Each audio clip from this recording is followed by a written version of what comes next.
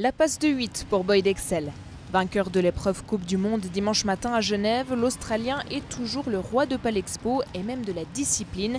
Mais il a tout de même dû se battre contre ses rivaux habituels, bien sûr, mais aussi et surtout contre le Valaisan Jérôme Vouta, l'outsider au bénéfice d'une wildcard, qui est parvenu à lui mettre la pression. On a pris de l'expérience dans les concours internationaux, donc gentiment on progresse, on évolue, mais il faut travailler, voilà la base de la recette à mon avis. Se qualifier pour la deuxième manche était déjà un bel exploit. Sur les 8 attelages au départ, 3 seulement pouvaient s'élancer sur le second tracé. Le Hongrois Josef Dobrowicz, gagnant de l'épreuve préqualificative de vendredi soir, a manqué son ticket de peu. Sandman, Exel, Vouta, le podium était dès lors connu, restait à savoir dans quel ordre. Sans faute sur le premier tracé, mais moins rapide que les deux autres meneurs, l'Allemand Christoph Sandman s'élance le premier. 3 éléments à terre cette fois-ci et un chrono total de 307 secondes 51. C'est faisable pour le Valaisan Jérôme Vouta.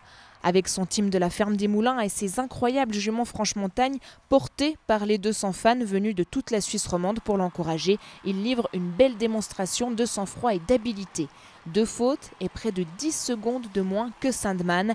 Jérôme Vouta met la pression sur le maître Boyd Exel et peut même se laisser rêver à une victoire en Coupe du Monde l'espace d'un instant. Tout le public genevois retient son souffle avec le Valaisan.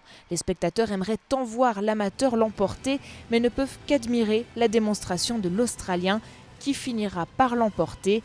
Mais quelle performance pour le meneur helvétique et quelle émotion! 4e de cette même épreuve l'an dernier, Jérôme Vouta prouve avec sa 2e place qu'il n'est pas ici par hasard. À l'issue de cette étape Coupe du Monde d'attelage à Genève, une chose est sûre, Boyd Exel reste le roi, mais un prince est né cette année à Palexpo. Yeah, Jerome was the star really but he was also last year and he fell out of his carriage. One tight turn last year, do you remember? But without that, he would have been in the top 3 again. So it was not a surprise that he was there for us. And he's really young and focused, and he wants to do better, and that's the main reason he does well. He was concentrating first with his horses on the carriage, first to walk the course, and really focused.